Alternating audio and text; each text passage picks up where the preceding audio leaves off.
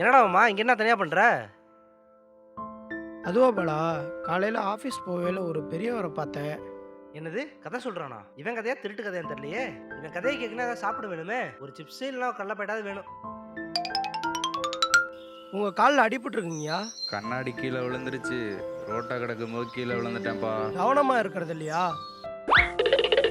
உங்கள் காலில் நிற்காம ரத்தம் வருது, வாங்க ஹாஸ்பிட்டல் போயிட்டு வந்துடலாம். சின்ன காயம்தான் தம்பி, அதெல்லாம் சரி பண்ணிடலாம். வேலை இருக்கு தம்பி, கடை வரைக்கும் போகணும்.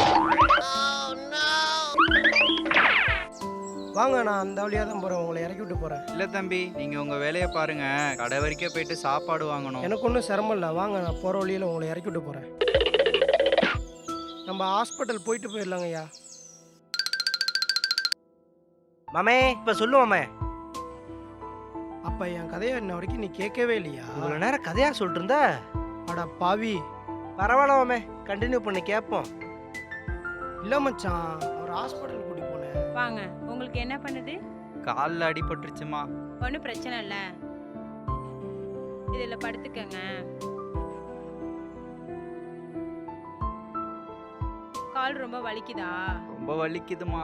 கால் விரலெல்லாம் அசைக்க முடியுதா? ம். இருங்க, ஒரு டிடி இன்ஜெக்ஷன் போட்டு விட்டுறேன். தம்பி மணி என்னப்பா? ஐயா, மணி 8 ஆச்சுங்க. 8 ஆச்சாப்பா? நேரம் ஆகுது, நான் போகணும். ஐயா, கொஞ்ச நேரம் கட்டு போட்டாச்சு, ஊசி போட்டோன்னே கிளம்பிடலாம். எந்திரிங்க, ஊசி போடணும். ஊசிலாம் வேணாமா? கண்டிப்பா ஊசி போட்டுதான் ஆகணும்.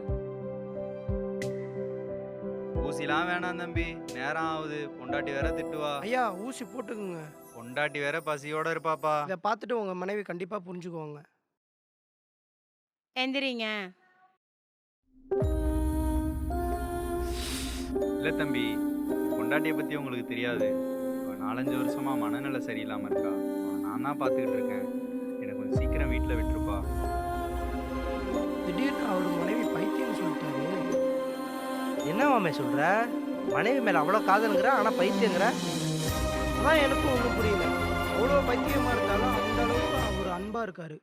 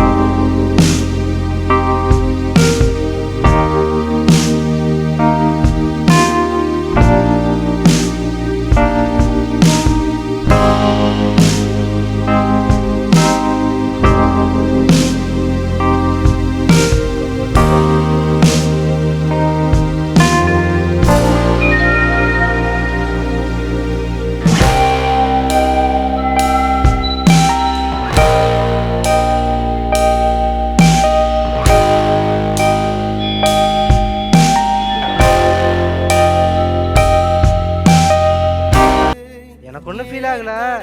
பார்க்கறவங்களுக்காவது ஃபீல் ஆகுதான்னு பார்ப்போம்.